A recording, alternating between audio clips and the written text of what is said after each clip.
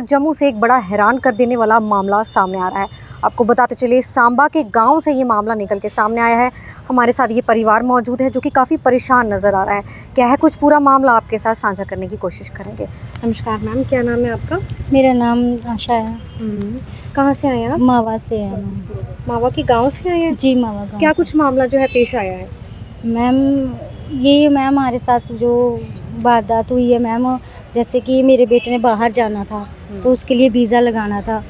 तो मैम मेरा बेटा जिम जाता था तो हैरिस नाम का लड़के से उनकी जान पहचान हो गई।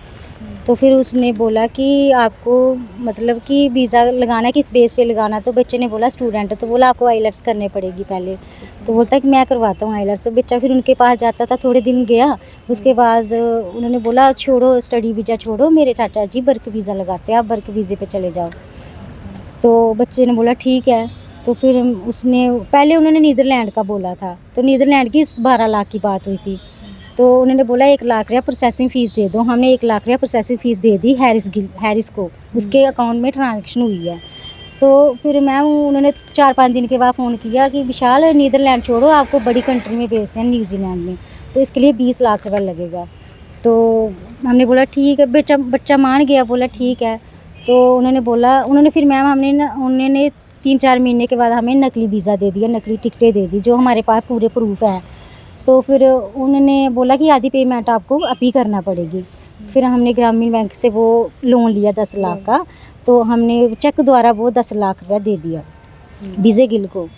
तो आपके पास डिटेल्स हैं सारी जो आपने पूरी ट्रांजैक्शन स्टेटमेंट की है, थी? पूरी स्टेटमेंट है, पूरी मतलब पूरे डॉक्यूमेंट हमारे पास, पुख्ता सबूत है, इसमें कोई धोखाधड़ी की बात नहीं है। हमने पूरे वो सबूत रखे हुए हैं। तो जब हमने पैसे दिए थे तो मैम हैरिस भी हमारे साथ था, उनका भतीजा, जो विजय गिल का भतीजा, वो भी उधर था। तो जब पैसे ले लिए फिर उन्होंने मैम जब झूठा वीज़ा दे के दिल्ली बुला लिया बच्चे को। बच्चे से फिर इन्होंने डॉलर शालर भी ले लिए 1.5 लाख के। और ऐसे मतलब हमारा पूरा 20 लाख रुपये इन्होंने बर्बाद कर दिया कि बच्चा भी आ जाने वाला, कल जाने, हमने पूरी पेमेंट कर दी, बच्चा नहीं गया मैम। तो जो नकली टिकट्स आप बता रही हैं वो कहाँ हैं? मैम वो इधर फ़ोन में ही है, पर अभी ये मुझे इतना नहीं है नॉलेज, निकाल सकते हैं ये फ़ोन। फिर आगे बताइए। फिर मैम वो क्या हुआ कि अभी बच्चा 3 महीने दिल्ली आता जाता, घर से दिल्ली। फिर उन्होंने पूरा पैसा हमारा ले लिया, जो 20 लाख किया था पूरा इन्होंने कंप्लीट कर लिया विजय गिल ने। तो अभी मैम फिर हमने क्राइम ब्रांच में मैं अकेले, कभी मैं, मेरा बेटा, मेरी बेटी क्राइम ब्रांच में आते हैं, धक्के खा खू के चले जाते हैं। कोई कितने टाइम से आप क्राइम ब्रांच में अपनी मैं अर्जी दर्ज करवा रहे हैं? 1.5-2 साल से आ रही हूँ, लगातार आ रही हूँ। सर आप भी जाते थे? मैडम अभी लास्ट में उधर एक अफसर था, क्या नाम उसका, अवतार अफसर था। उसने लास्ट में बोला कि अभी 2 महीने का टाइम हो गया, 2 महीने में उसने बोला कि हमने FIR कर दिया। FIR पता नहीं कौन सी FIR है, 2 महीने में कोई एक्शन नहीं हुआ। 2 साल हो गया। अभी जो क्राइम ब्रांच के अफसर थे बनावतो साहब ने मेरे को 4 लाख रुपये दिलाया, मैं उसको सलूट देता हूँ। इतना बढ़िया अफसर है और दिलदार अफसर था। उसके बाद बनावतो साहब का जो हैंड टेकिंग आया, उस साहब पता नहीं साहब ने क्या किया, कुछ एक्शन नहीं हुआ। ये मैं क्राइम ब्रांच को बताना चाहता हूँ कि करो कुछ। बाकी क्राइम ब्रांच ने आपकी मदद करी है? वैसे क्राइम ब्रांच ने मदद की, बनावतो साहब ने 4 लाख रुपये दिलाए मेरे को। बाकी साहब जो बाद में साहब आए, साहब ने कोई मदद नहीं की।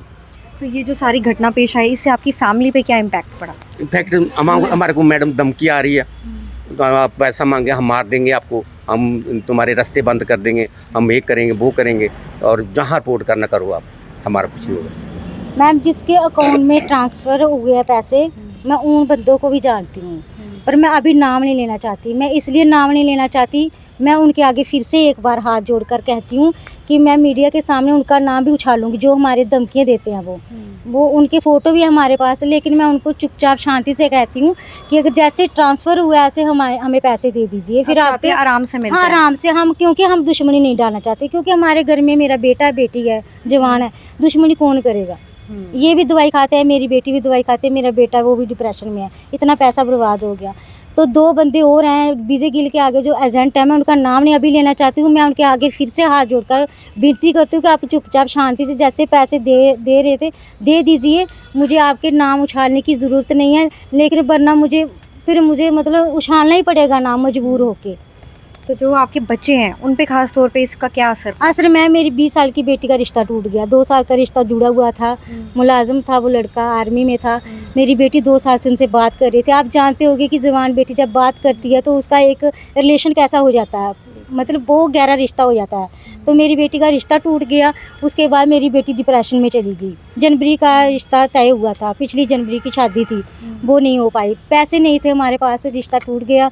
फिर बेटी की शादी नहीं हुई, मेरी बेटी डिप्रेशन में चली गई। अभी मैं कठुआ से दवाई खिलवा रही हूँ उसको। अभी तो आपका मैंने बेटा कहाँ है?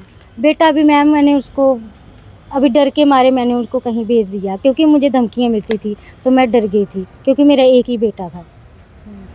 तो मैडम मैंने 26 साल 3 दिन सेना में नौकरी किया। मैंने 45 में मैंने नौकरी किया है। उस फौजी को पूछना कि -45 में कितनी तंगी होती है। मेरा जितना ही पैसा था पूरा पैसा विजय गिल ने ले लिया मेरा पूरा पैसा।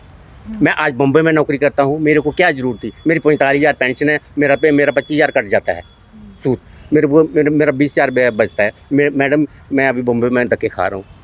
मैं भी चाहता था कि अपने परिवार में बैठूँ।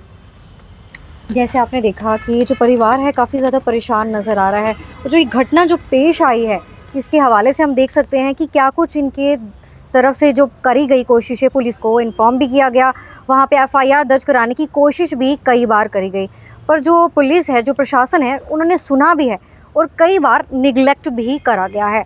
और फिलहाल आपकी क्या मांग है इस चीज़ को लेकर?